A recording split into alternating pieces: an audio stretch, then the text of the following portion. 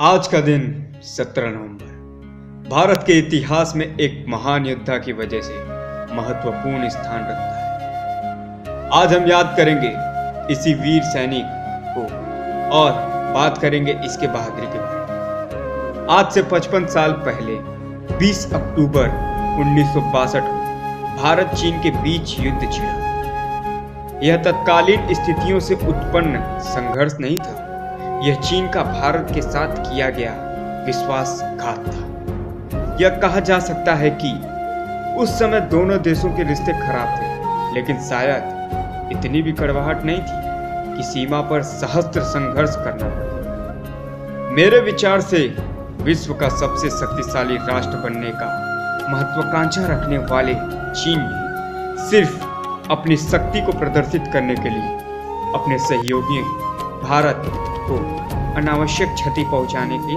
चेष्टा की। जी हाँ, ये वही भारत देश था जिसने यूनाइटेड नेशन में चीन को वीटो के अधिकार दिलाने में महत्वपूर्ण भूमिका निभाई।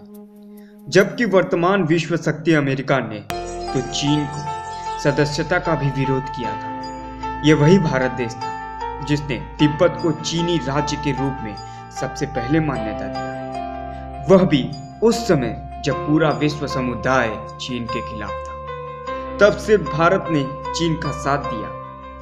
इसके कुछ समय बाद छोटे से विवाद को लेकर शक्ति प्रदर्शन के लिए चीन ने अपने इस सहयोगी से विश्वासघात करने का योजना बना दिया। इसी योजना के अनुसार 20 अक्टूबर 1962 को चीन ने भारत पर आक्रमण किया।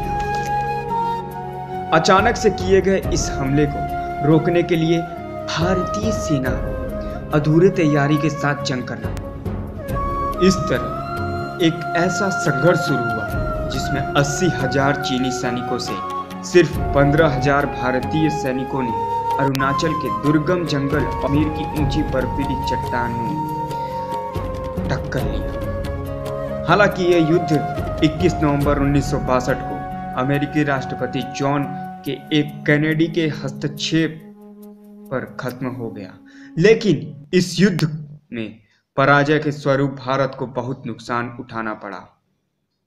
इस जंग में लगभग 2,000 सैनिक शहीद हो गए, 3,000 सैनिक को चीन ने बंधक बना लिया और लगभग 38,000 वर्ग किलोमीटर भूमि चीन के हाथों गंवाना पड़ा, जिसे अब अक्साई चीन के नाम से जाना जाता है। इस पराजय के बाद भी भारत के वीर सैनिकों के किस्से समूचे विश्व को अचंभित कर गए।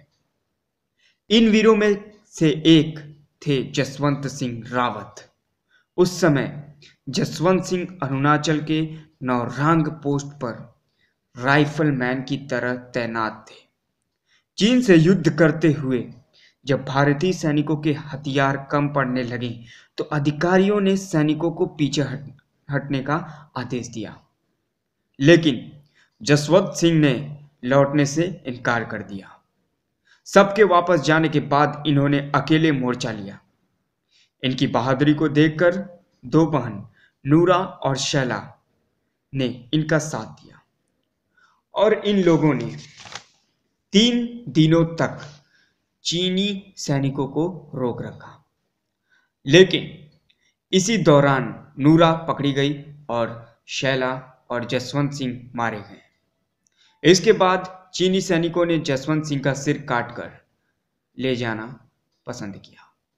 21 नवंबर को युद्ध विराम के बाद चीनियों ने जसवंत सिंह का सिर वापस किया और साथ ही चीनियों द्वारा जसवंत सिंह की प्रतिमा भी भेंट की। अनुमान के अनुसार लगभग 300 चीनी सैनिकों को मौत के घाट उतारा जसवंत सिंह रावत ने। मरणोपरांत इन्हें महावीर चक्र प्रदान किया गया। इसमें सबसे आश्चर्यजनक बात यह है कि इनकी आत्मा आज भी देश की सीमा पर अपना कर्तव्य निर्वहन कर रही है। इनके शहीद होने के बाद भी ड्यूटी रजिस्टर में इनकी उपस्थिति दर्ज होती है। भारतीय सेना द्वारा इन्हें जीवित सैनिक की तरह प्रमोशन, वेतन और छुट्टी दी जाती है। जय हिंद भाइयों बहनों, जय हिंद, जय भारत।